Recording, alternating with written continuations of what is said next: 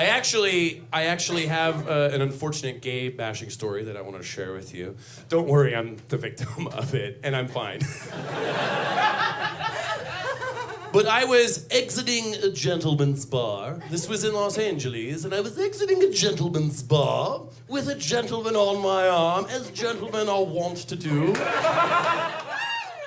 And we proceeded to the parking lot where we began to gentleman each other ever so gently.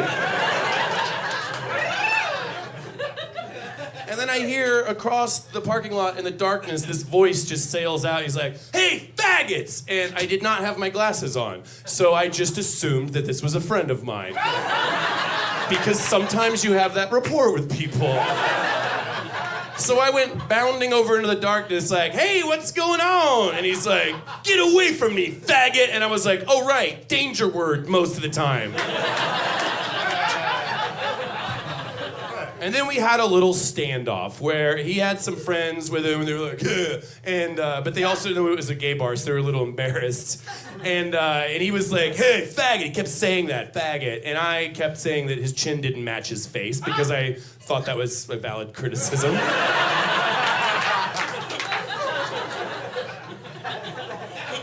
So I was like, all right, this is ridiculous. I'm gonna put an end to it. So I was like, all right, let's just shake hands and be done with it. And he thinks about it for a second and he goes, I don't shake hands with faggots. Like that's his policy. So I was like, all right, your kids are gonna be fucked up. And that's when he blasted me in the face. He punched me in the face. He's like, "What'd you say about my kid?" And my first thought as this is happening is, I didn't even know you had a kid. That's a lucky guess. Just a lucky guess.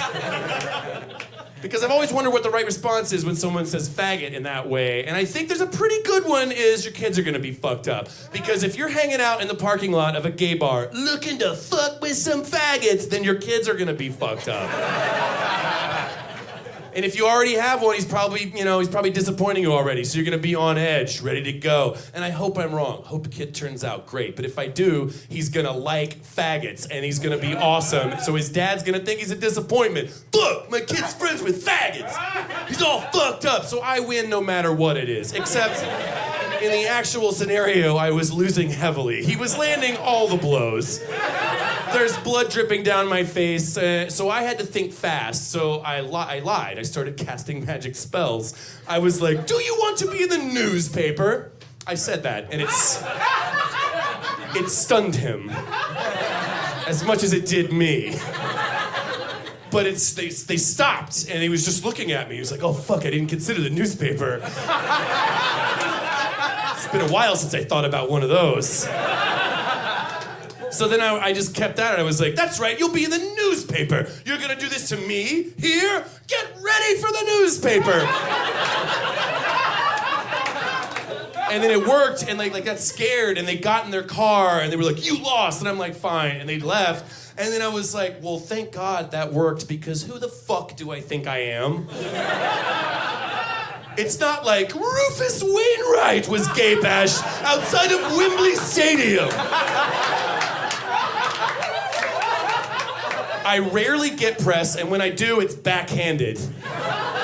But in my imagination, there was a city desk editor somewhere in Los Angeles who was like, "I don't have a story. What? Adomian was popped in the lip by a homophobe? Stop the presses!"